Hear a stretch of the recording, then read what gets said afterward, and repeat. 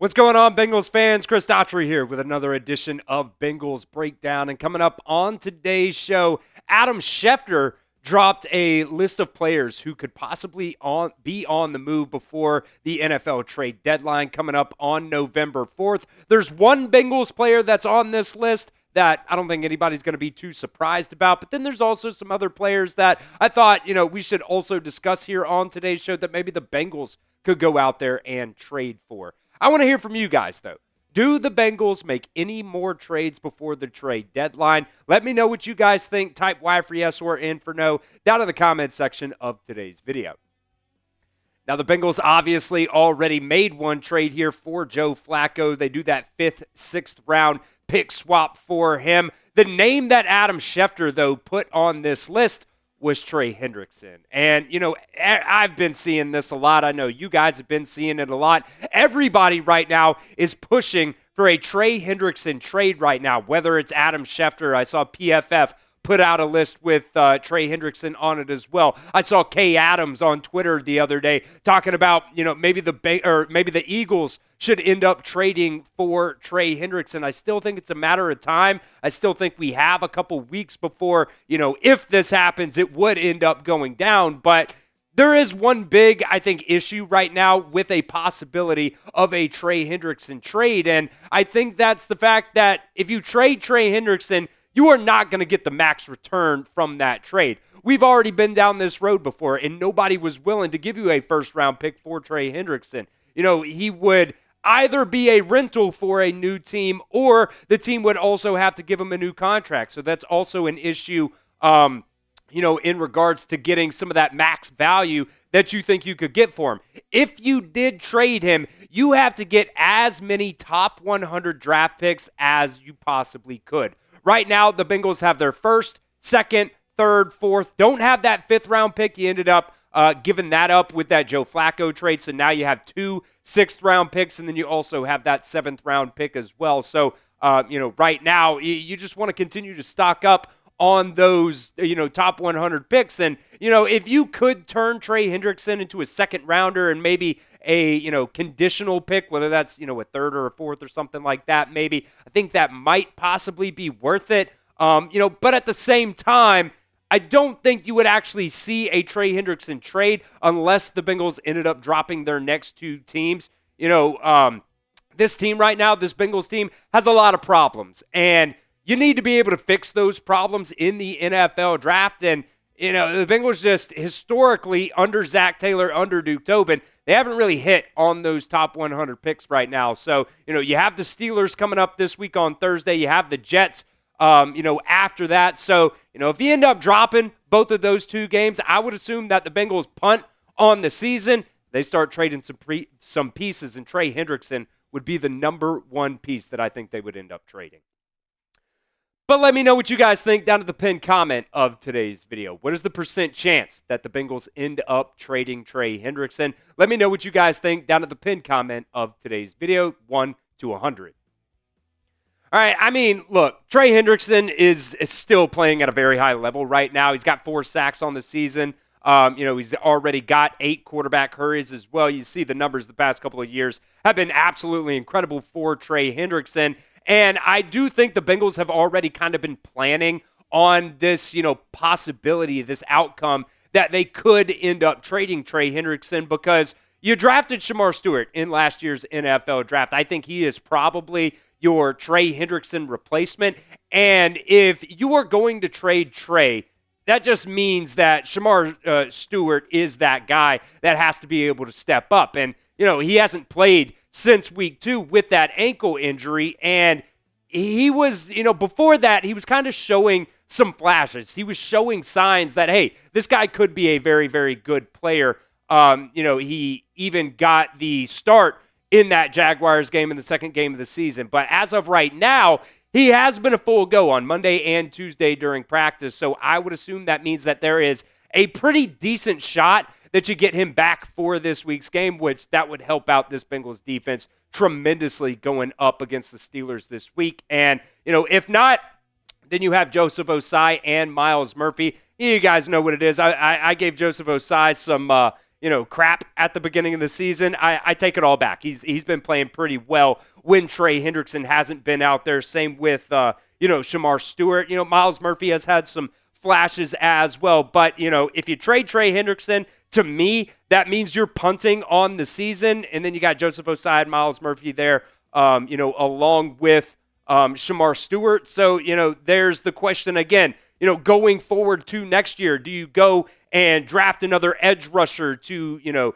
take the place of Myles Murphy or Joseph Ossai? I'm pretty sure Ossai, if I'm not mistaken, might even be a free agent at the end of the season as well. Let me just kind of double check that here on the fly.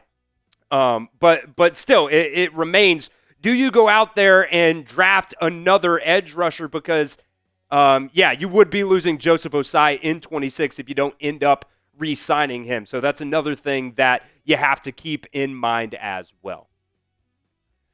All right, we'll continue here in just a second with some possible trade targets for the Bengals. But first, want to give a shout out to the sponsor of today's show, that is Omaha Steaks. Right now, during their early Black Friday sale, you guys can get 50% off site-wide and an extra 20% off select favorites at omahasteaks.com. Plus, our listeners here at Bengals Breakdown get an additional $35 off just by using promo code Bengals at checkout. Terms do apply, and you can see that website for extra details. But you guys can get everyday dinners and effortless entertaining to unforgettable gifts at Omaha Steaks. They deliver the world's best steak experience. You guys can enjoy USDA certified tender steaks, juicy burgers, cozy and convenient comfort meals, and so much more. You can see it right there. They got burgers. They got dogs. They've got different, cuts of steaks that you guys can choose from. They've even got chicken, desserts, and their own seasonings as well. They got a bunch of different bundles that you guys can choose from. So, if you're not necessarily a turkey person for Thanksgiving, maybe you want to do some filet mignons for Christmas or something like that. And it's also a very good gift to send to the family members for that Christmas time as well. So save big with Omaha Steaks and visit omahasteaks.com for 50% off site-wide and an extra 20% off select favorites during their early Black Friday sale. And for an extra $35 off, you guys here at Bengals Breakdown, all you guys got to do is use promo code Bengals at checkout. Terms do apply, and you can see that website for extra details. But right now at omahasteaks.com, it's already 50% off site-wide, plus you guys get an additional $35 off on top of that just by using promo code Bengals at checkout. That link is down in the comment section and the description of today's show. We appreciate Omaha Steaks for being the sponsor of today's video. All right, let's get into some possible trade targets from that Adam Schefter list here for the Bengals. And to me, one of the issues on this Bengals team right now has been in the secondary, specifically Cam Taylor-Britt. He's been a liability, the past couple of seasons for the Bengals, to be completely honest with you. So 2 cornerback options that were on that list, Riq Woolen and Roger McCreary. Woolen, unfortunately, right now, he is the second lowest graded player on this Seattle Seahawks defense in 2025. He does play a majority of, outside corner as well. So, whether or not you think a, different team might help him out a little bit there, maybe a different scheme could help him out a little bit there. These aren't going to be the best trade options at the end of the day for you. But look, I know a lot of people are complaining about the play of Cam Taylor-Britt. So, Roger McCreary, he hasn't really had a great season so far this year with Tennessee. Now, he does play a majority of the snaps at that slot corner position, so he might just totally be out of it there. So, if you are looking to replace a guy like Cam Taylor-Britt, Riq Woolen might be a possibility that the Bengals should consider.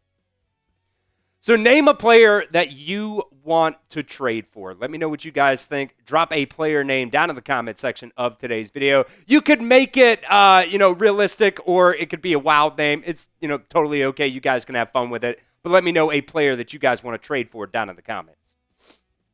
All right, 2 more safeties to look at here. And I put these safeties on this list right now just strictly because I've seen Geno Stone on a different trade candidates list out there. I think Geno Stone's playing at a pretty high level right now. I personally would not want to trade Geno Stone. Jordan Battle, though, has kind of been a liability. He's leading this team in missed tackles right now with 13 missed tackles. So, could you maybe upgrade at that position right now? Kyle Duggar and Tony Adams were both on that list as well from Adam Schefter. Kyle Duggar, I think the issue with him right now, he is pretty expensive. Over the next 2 years, it would be $35 million. So I don't really know if the Bengals want to pay that. $17 million in 2026 and $18 million in 2027.